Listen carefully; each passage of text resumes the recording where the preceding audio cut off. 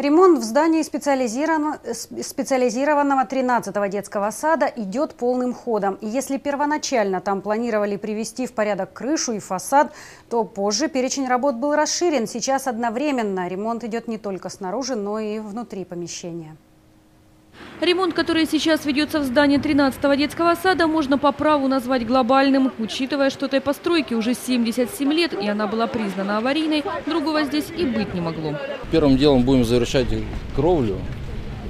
Следующий этап у нас перекрытие между чердачным и вторым этажом, что практически завершено уже. Значит, ведется полностью отопление, замена процентов 50 уже сделана. Отделочные работы внутри ведутся. То есть все идет по плану. Полностью пришлось менять стропила и оконные блоки. Начаты работы по ремонту фасада. Кроме того, подрядная организация выполнит весь объем внутренних отделочных работ, отремонтирует коммуникации.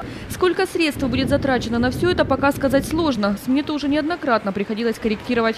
Что-то было выделено, что-то дополнительно, потому что здание 1934 года постройки, естественно, когда вскрывают что-то, обнаруживается, там трубы прогнили, как, например, канализация. Мы и не думали, вроде бы не рассчитывали на это, но теперь приходится менять. Проводка старая, конечно.